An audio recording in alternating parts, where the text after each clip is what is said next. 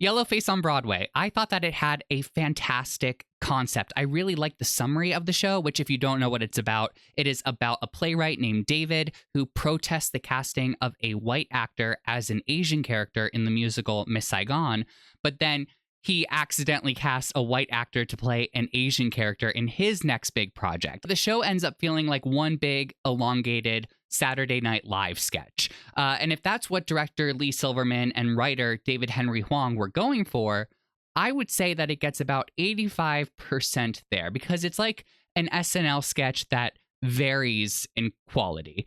I wasn't finding the show to be all that funny, and I do think that is because they throw a lot of exposition at the audience right away, and it's sort of hard to catch up. The creators of the show describe it as an onstage mockumentary. However, it's a mixture of real-life historical events and also fictionalized story points to kind of tell the story. And I don't know if this is successful. The show did not feel substantial to me until we got closer to the end, where it expands past that advertised premise and flowed into something that I really wasn't expecting, and I really appreciated. So like I mentioned, the show does reference various real-life historical events that I'm very glad are being talked about. One being the protest of the casting of Jonathan Pryce, a white actor, as the character of the engineer, who is an Asian character in the musical Miss Saigon.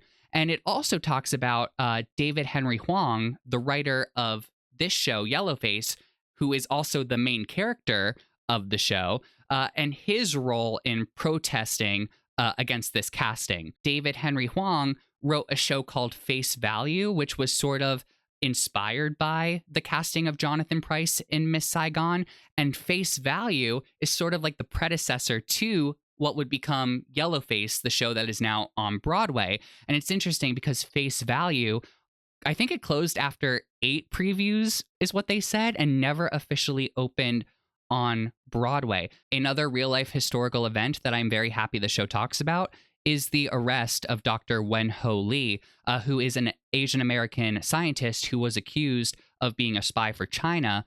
However, this accusation was motivated by racial profiling. He was arrested and held in solitary confinement for 278 days without bail. Francis Ju plays Dr. Wen-Ho Lee in the show, among other characters, and we'll get to those in a second. I'm just going to say it now. I think Francis Ju should be nominated for a Tony for his performance. He also plays Henry Y. Hwang, who is the main character's father. And like I said, the show is written by David Henry Hwang, who wrote himself as the main character. He's not playing himself. That's Daniel Dae Kim. But Francis Ju plays his father in the show, and he grounds the show from the moment he appears. Like I said, the show kind of feels like an SNL sketch, but Francis Ju really brings the heart to it, and I really appreciate that. And I do think it is a testament to the writing. It feels like the real David Henry Hwang really... There's a lot of love for his father that is very apparent in the script itself and also in the performances. So I thought that they did a really great job taking care of this character. Francis Ju just steals the show every time he appears on stage.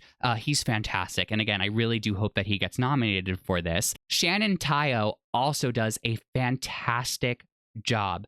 I really wasn't getting the SNL sketch comparison until Shannon Tyo started performing on stage. It was like as soon as her role came on, and again, she plays a variety of different characters, but she helped me to understand the tone of what the show was going for. And Shannon Tyo has a phenomenal scene where she is auditioning for the role that ends up going to the white actor, and it is so funny. It actually received applause from my audience, and Shannon Tyo is someone who I also think should walk away from this production with at least a Tony nomination. Ryan Eggold also does a really good job with a character that is just so unlikable. He plays Marcus, who is the white actor who ends up accidentally being cast as the Asian character in David's play.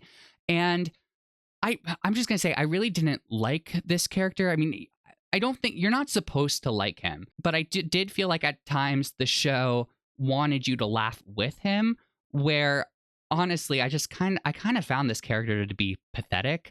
And I think there's an element of that, but something just didn't land right for me with this character of Marcus. Greg Keller plays a reporter in the show, and he sort of acts as like a narrator throughout the first half of the performance. And it says it in the playbill that he's a reporter, but I kind of wish the show made it just a little bit more clear.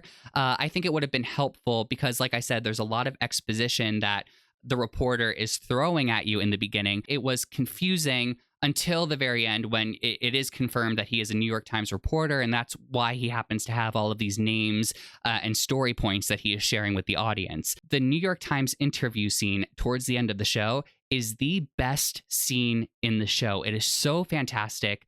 David Henry Hwang's writing really shines here, and I think it does a really good job at combining the earlier parts of the story with what I found to be the more interesting aspects later on in the show. And as for Dae Kim, who plays the writer of Yellowface in Yellowface, David Henry Hwang, I did not enjoy his performance at first. I thought that it lacked levels that were present in the other performances. His performance kind of became rhythmic or formulaic. Like you could kind of predict how he would deliver his lines before he would actually say them. I enjoyed Dae Kim's performance a lot more when he was allowed to kind of go to those more dramatic places. I felt that he was able to provide a much more well-rounded character than he was able to at the start of the play. Here is a view from my seat. I was just right of center. I did have excellent visibility and acceptable legroom. I will say the projections on the set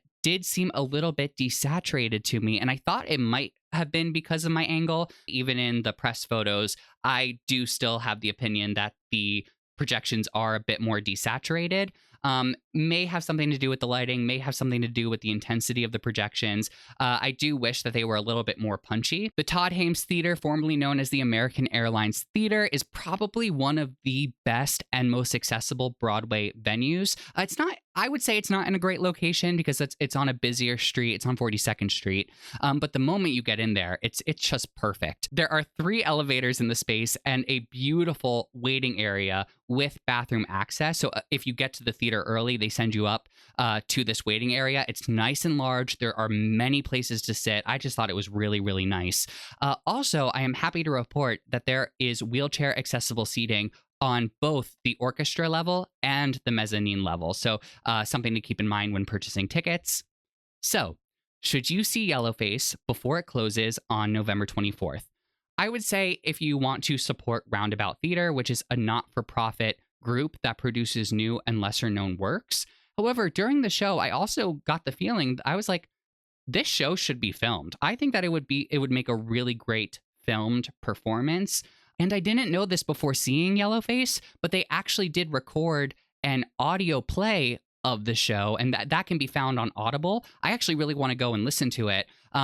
I would say if you're still on the fence about if you want to see the show live, maybe go ahead and check out the Audible production because that way you're still supporting the show, but you also get to decide if you want to see it live or not. And I actually think that the coolest thing about the Audible production is that there are some characters that are real people, but they can't get those real people for the Broadway performance. But in the Audible production, they actually are there to voice their real life characters. So like, for example, Jane Krakowski does make an appearance in the show. In the Broadway version, it's just one of the supporting characters who plays her. But in the Audible version, she's actually voicing herself. So I think that was pretty cool.